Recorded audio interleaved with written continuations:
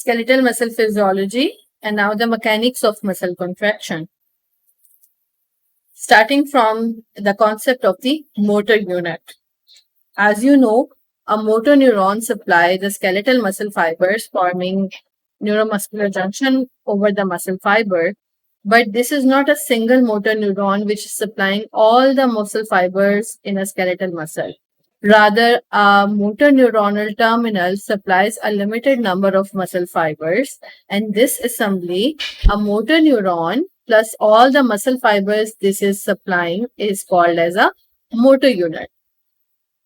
The motor unit may be small or large, having less or more number of muscle fibers depending upon the function it is carrying. For example, soleus has less precise motor control, so it is having larger motor units, whereas ocular muscle with precise motor control is having small motor units. The small motor units may have 2 to 5 muscle fibers innervated by a neuronal terminal, whereas large postural muscles have 100 to 1000 muscle fibers supplied by a single neuronal terminal. Another important aspect to understand over here, all the muscle fibers in one motor unit are not bundled together. As you can appreciate in this image, it is showing 3 motor units and the muscle fibers are interdigitated among each other. The significance of this fact is that at once, all of the motor units may not discharge, rather sequentially, motor unit 1, then 2, and then 3 to avoid fatigue, for example. Interdigitation of the muscle fibers of these motor units helps in a uniform distribution of force throughout the skeletal muscles. Otherwise, one side of skeletal muscle would contract, then another side, then another side. So it's arranged in micro bundles of 3 to 15 fibers, which are interdigitated, and it prevents segmental contraction and ensures uniform force distribution across throughout the skeletal muscle. The small and large motor units are also having other characteristics like being slow or fast. Mostly the large motor units are fast, fatigable, which are involved in quick activities like jumping, like sprinting. These are fatigable, dependent upon usually glycolytic metabolisms, whereas the slow muscle fibers are present and involved in fatigue resistance, prolonged activities in the small motor units. Whenever we start doing the work, all 3 types of motor units do not discharge at once, rather they are recruited in a stepwise manner. First of all, slow units are recruited. These are activated first. For example, you have to jump. First you will stand, then fast, resistant to fatigue units will be recruited. These will be added for more force. For example, you will start walking. And then fast, fatigable units will be recruited last for the highest force, for example, jumping. So the motor units from slow to fast, resistant and fast fatigable are recruited in a stepwise manner. And this principle is known as motor unit recruitment principle. And we also call it size principle. The importance of this size principle is gradation of muscle force, first weaker contraction.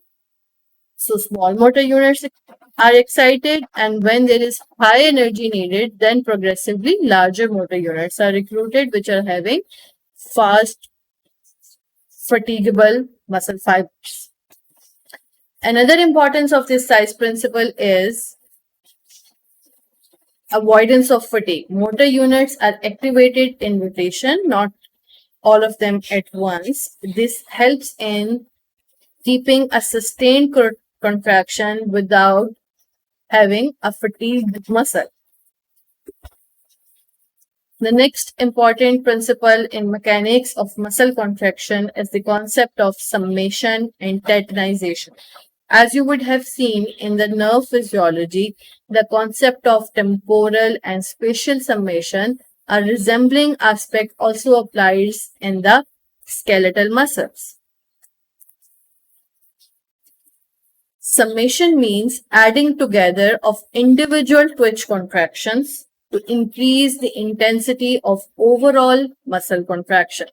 For example, there is electrical activity followed by muscle contraction. A single muscle fiber contracts like this, and this is known as muscle twitch.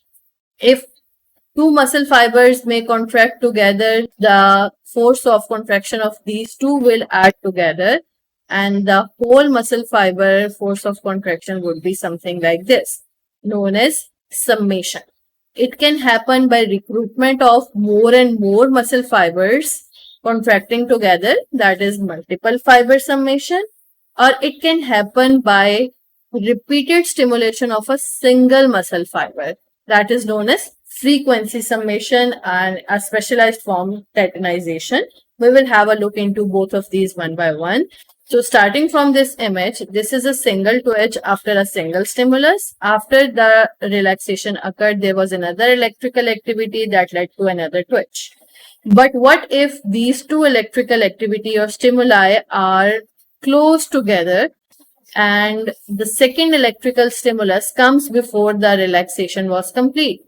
The next contraction will be summed upon the previous one, and this is known as twitch summation, and this is a type of frequency summation. That same muscle fiber was stimulated twice without a gap to allow for the muscle relaxation. Another important thing that you can appreciate over here, the peak intensity of contraction developed here was this, whereas when summed up, the peak contraction force developed is this, although the electrical activity was just the same.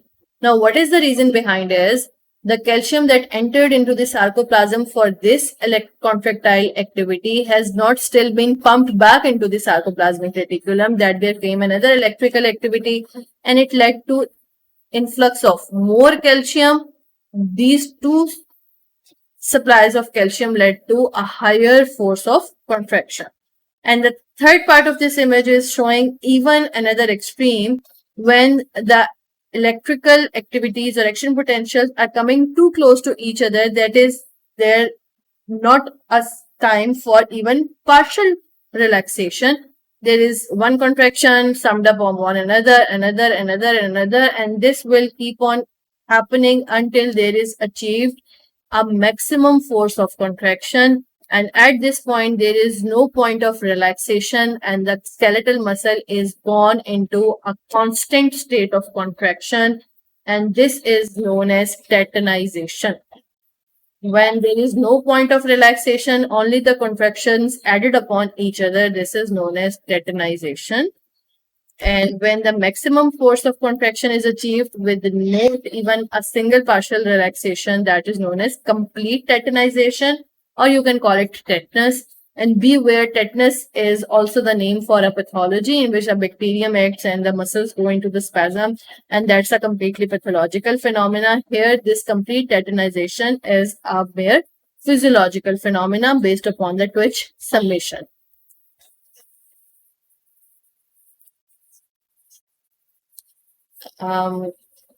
Let's recall the aspect of refractory period.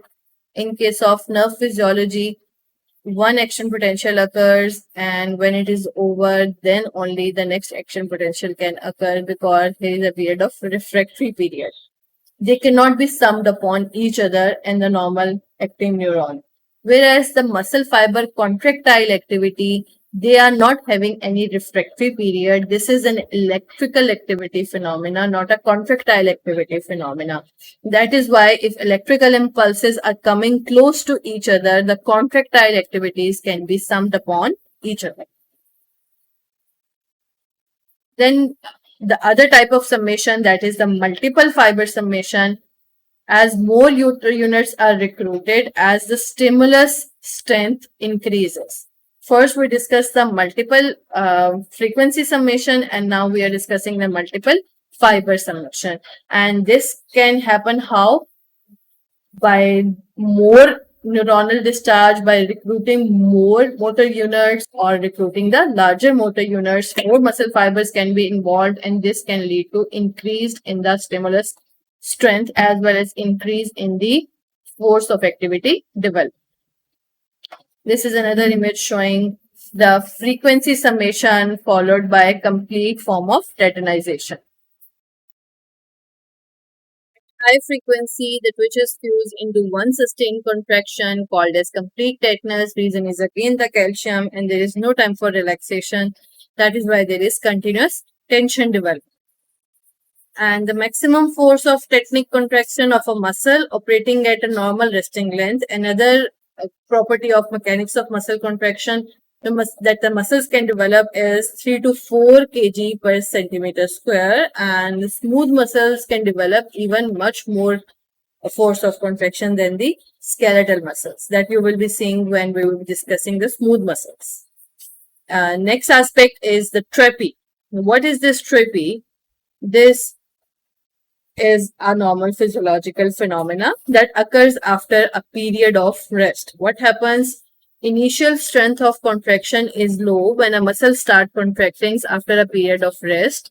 As you can see over here, this is showing the electrical activity. 4 action potentials you can see at all or none law, and this is the contractile activity. In response to first electrical activity, this is the force of contraction. With every succeeding electrical activity, the force of contraction is increasing.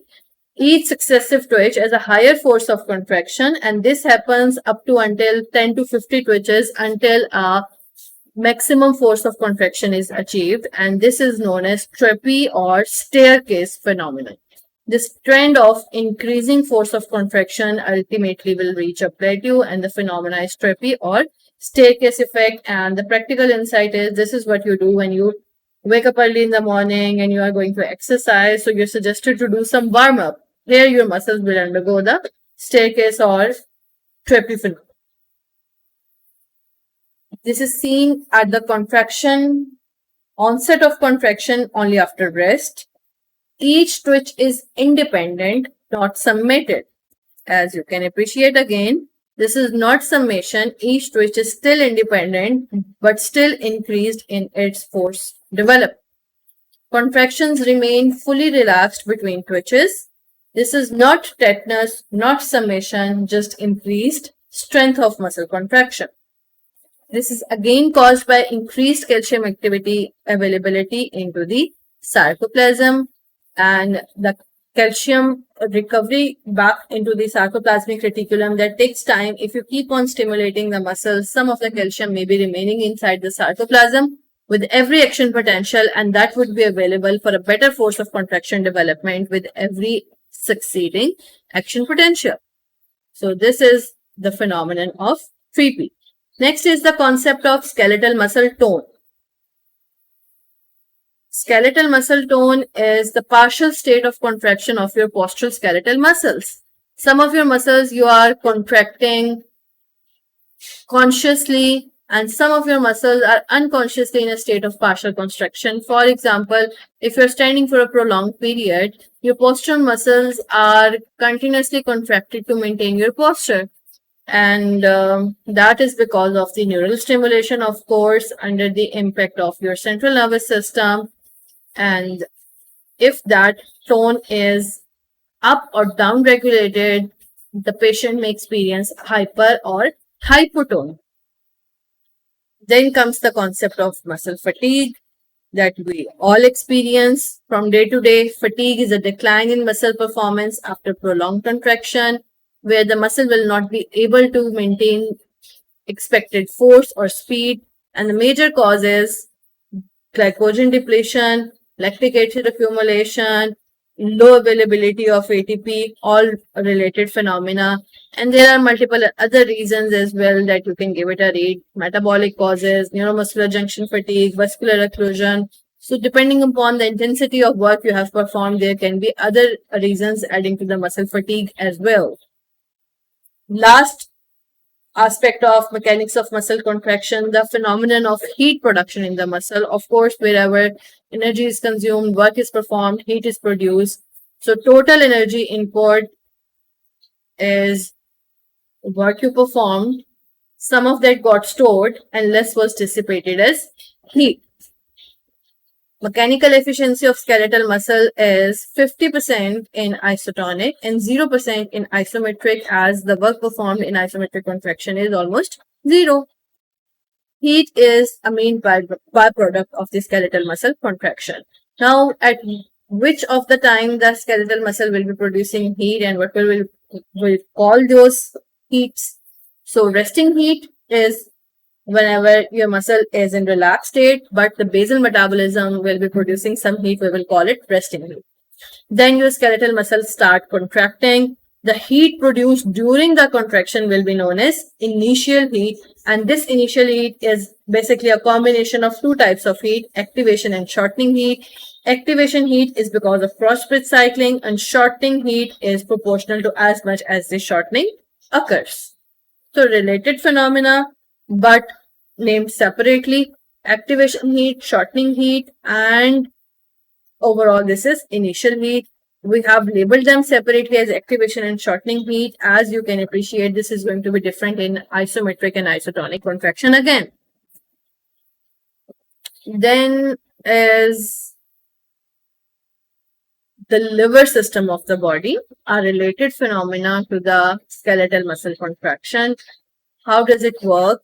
So I'm going to take the example from a single image and help you explain it.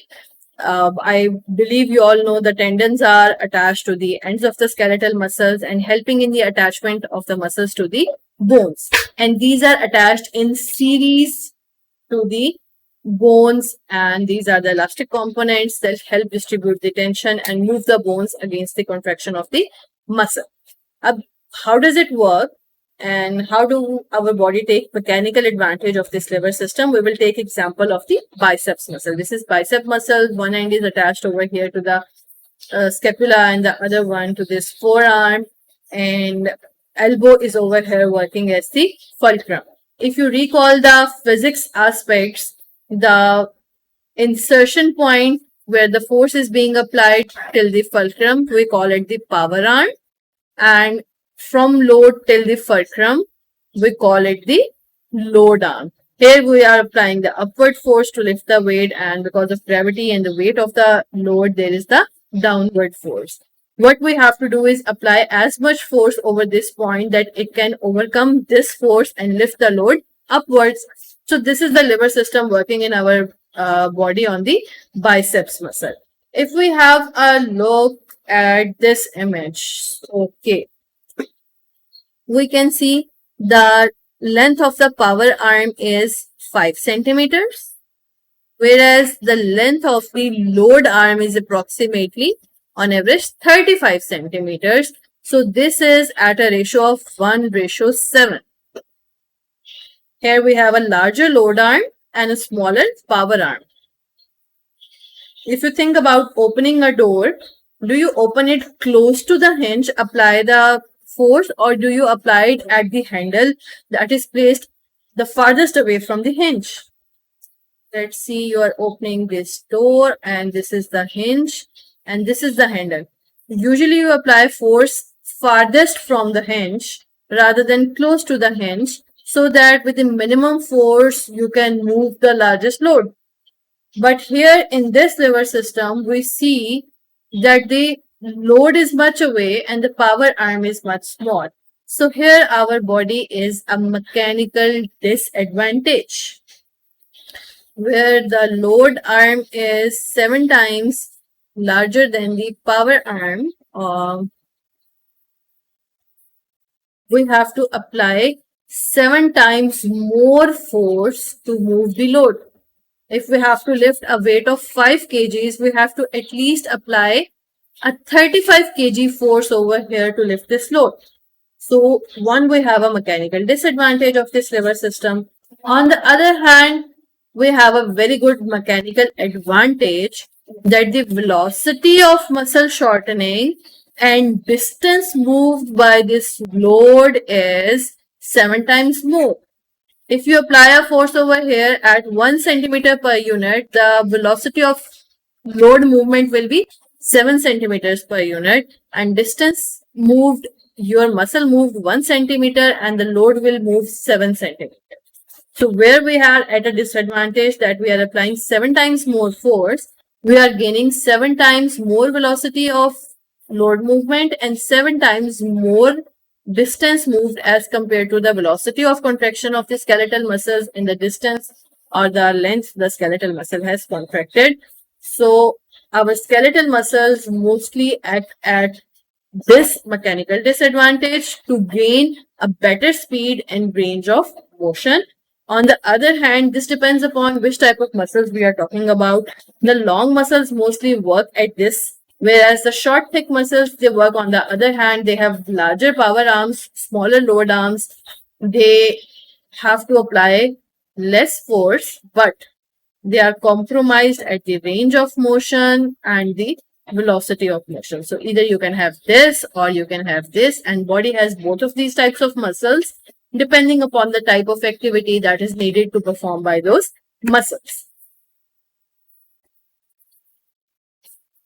And this is a byproduct, the agonist, antagonist, and the co-activation. How does it help in positioning and more like a detailed aspect of kinesiology. So you can give it a read. And here I am going to conclude the lecture. Thank you very much.